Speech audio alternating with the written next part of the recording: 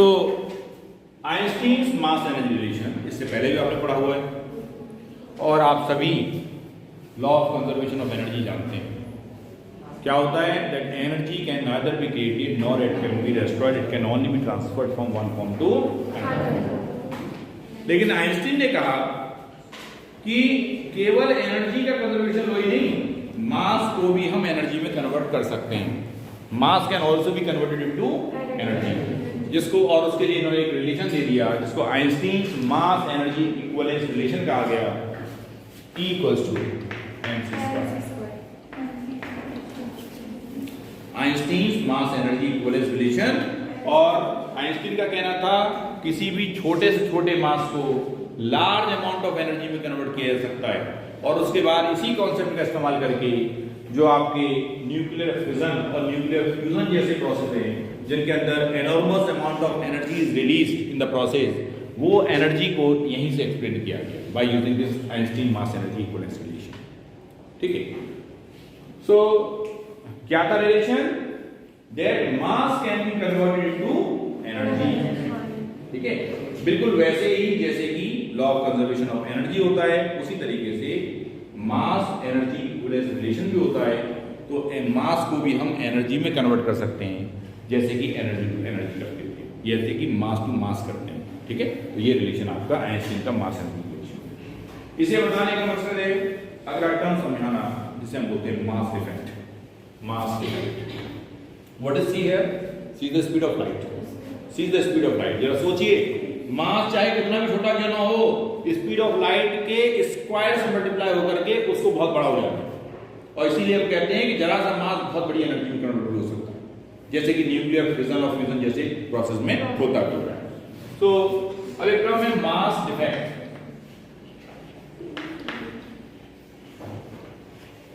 Represent करते हैं delta.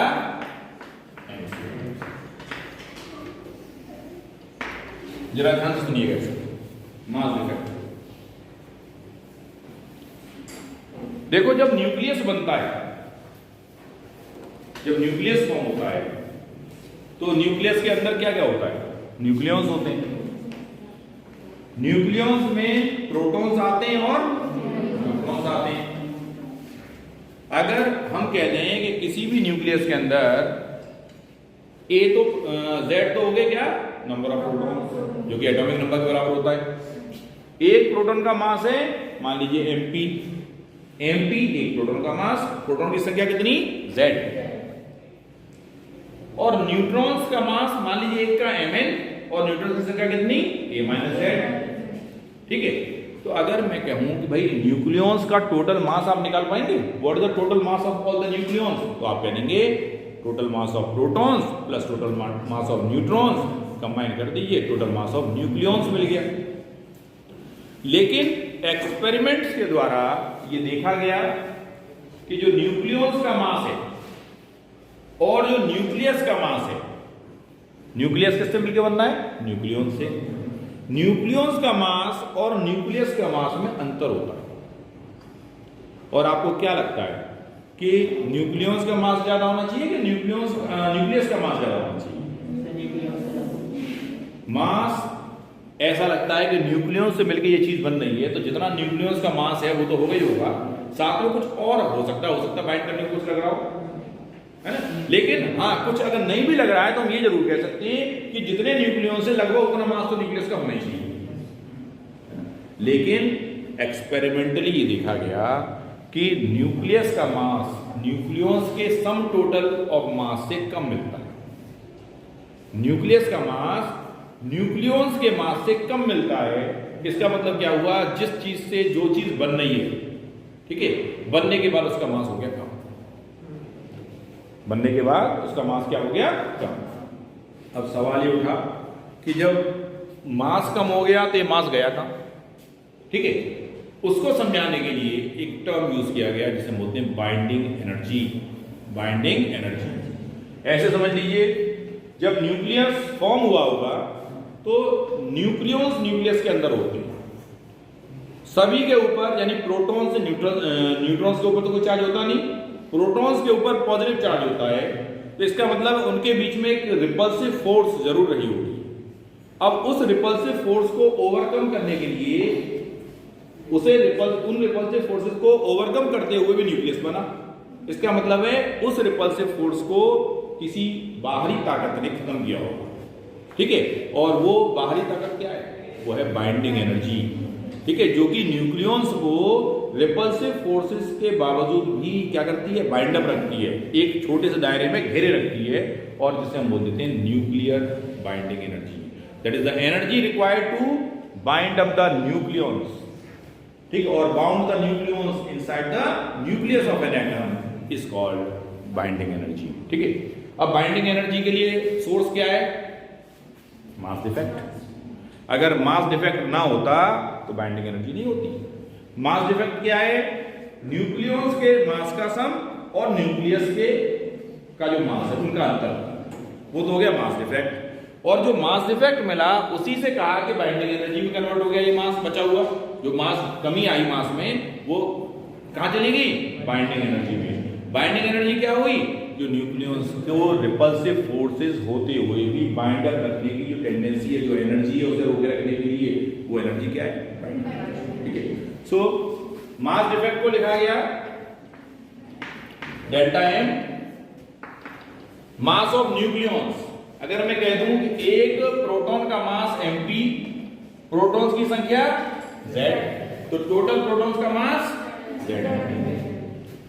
एक न्यूट्रॉन का मास mn, न्यूट्रॉन्स की संख्या a माइनस z, न्यूट्रॉन्स की संख्या a माइनस z, यानी atomic number minus, sorry, mass number minus atomic number, ठीक है। ये आ गया नंबर ऑफ न्यूट्रॉन्स, और ये क्या आ गया? Total mass of nucleons, total mass of nucleons. इसमें से m घटा दो, मींस मास ऑफ न्यूक्लियस को घटा दो, तो इनका जो अंतर आया वही अंतर क्या कहलाता है? मास, ठीक है। तो ये हो गया आपका total mass of nucleons minus mass of, और यही अंतर क्या कहलाता है? मास डिफेक्ट कहलाता है, ठीक है।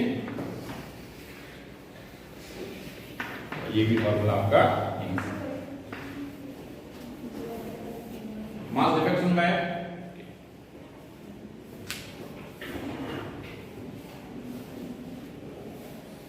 कोई आपसे कहता है मास डिफेक्ट क्या है, तो आप कहेंगे it is the difference between the masses of the nucleons and the mass of the nucleus, इसकी डेफिनेशन।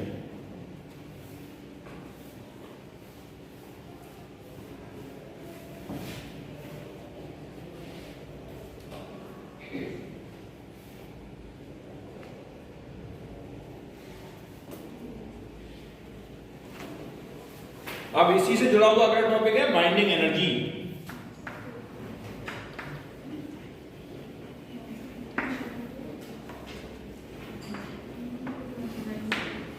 EB, जैसे मैंने अभी बताया, the energy required to bind up the nucleons, bound up the nucleons inside the nucleus of an atom. देखो, so it is the energy required to bind up the nucleons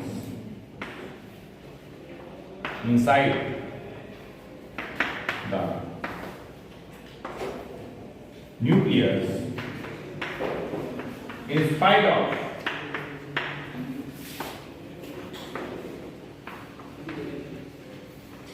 repulsive forces between protons, in spite of repulsive forces between protons।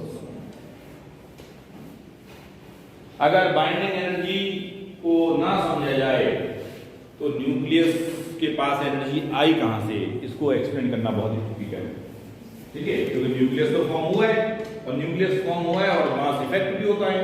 Mass defect ये है जो Einstein relation के हिसाब से ये binding energy में convert हो जाता है।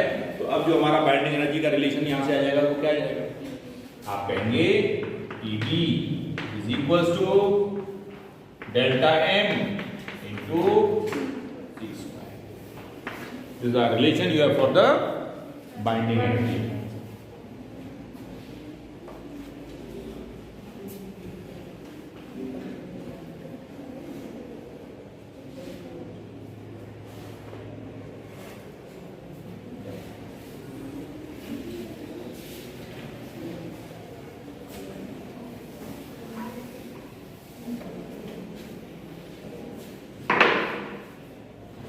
Now, binding energy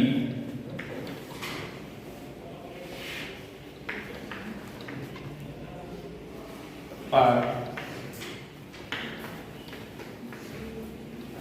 न्यूक्लियन, इसको लिखते हैं EBN से, बाइंडिंग एनर्जी पर न्यूक्लियन, इसी से जुड़ा हुआ एक और टर्म। ठीक है, बाइंडिंग एनर्जी की बात करी तो पूरे न्यूक्लियस को बाइंड करने के लिए जितनी एनर्जी चाहिए थी, जितनी टोटल एनर्जी की आवश्यकता थी, वो उसकी बाइंडिंग एनर्जी कहलाई। लेकिन हर न्यूक्लियन, क्योंकि न्यूक्लियस के अंदर तो न्यूक्लियंस होते हैं, तो एक न्यूक्लियन के हिस्से में कितनी एनर्जी आई है वो कहलाती है बाइंडिंग एनर्जी पर न्यूक्लियन। यानी सब के सब न्यूक्लियंस को बाइंड करने के लिए जो एनर्जी इस्तेमाल होती है वो तो कहलाती है बाइंडिंग एनर्जी। और एक न्यूक्लियन को बांधने के लिए, रोके रखने के लिए जिस एनर्जी की आवश्यकता है वो कहलाती है बाइंडिंग एनर्जी पर न्यूक्लियन।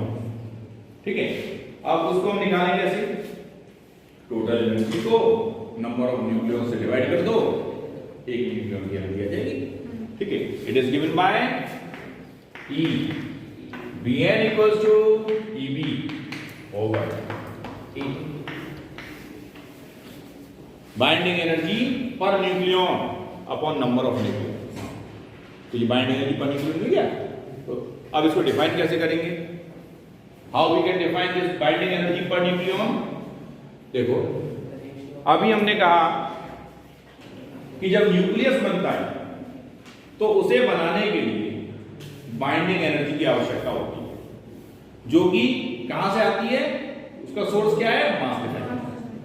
और आइंस्टीन रिलेशन के हिसाब से वो हमको एनॉर्मस अमाउंट ऑफ एनर्जी मिल जाती है, जिससे न्यूक्लियस के अंदर जो प्रोटॉन्स के बीच में रिपल्सिव फोर्सेस लग रहे हैं उनको ओवरकम करते हुए उन्हें एक जगह बांधे रखना। ठीक है, बाइंडिंग एनर्जी का काम। न्यूक्लियस तो बन चुका है, अब हम डिफाइन करना चाहते हैं कि बाइंडिंग एनर्जी पर न्यूक्लियन। कैसे पता लगे कि बाइंडिंग एनर्जी पर न्यूक्लियन की वैल्यू क्या होगी। तो आपने कहा टोटल बाइंडिंग एनर्जी को नंबर ऑफ न्यूक्लियन से डिवाइड कर दो, बाइंडिंग एनर्जी पर न्यूक्लियन आ गई। लेकिन इसको डिफाइन कैसे करें, आप कहेंगे अगर किसी एक न्यूक्लियन को न्यूक्लियस में से निकाल के ले जाना, इनफाइनाइट डिस्टेंस अपार्ट ले जाना, तो इसे निकालने में जितना वर्क आपको करना पड़ेगा, इसे निकालने में जितना वर्क आपको करना पड़ेगा, क्योंकि आप किसके अगेंस्ट जा रहे हैं, बाइंडिंग एनर्जी के। बाइंडिंग एनर्जी उसको रोके करना चाहती है। आप उसमें से एक न्यूट्रॉन एक प्रोटॉन या न्यूट्रॉन जो भी लिया आपने, न्यूक्लियन लिया, उसको आप कहां ले जाना चाह रहे हैं, इनफाइनाइट डिस्टेंस अपार्ट। लेकिन बाइंडिंग एनर्जी नहीं चाहिए कि दूर जाए, लेकिन फिर भी आप लेके जा रहे हैं तो आपको वर्क करना पड़ेगा। That work will give you the binding energy per nucleon. ठीक है, तो डेफिनेशन आप लिख लीजिए इसकी, the work done in bringing a nucleon, work done in bringing a nucleon infinite distance apart, in moving, sorry, the work done in moving a nucleon infinite distance apart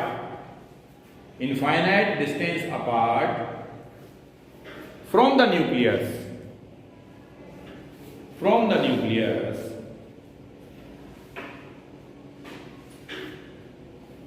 gives the binding energy per nucleon. The work done in bringing a nucleon infinite distance apart from the nucleus gives the binding energy per nucleon, जिसको आप EBN से represent करते हैं, given by EBN।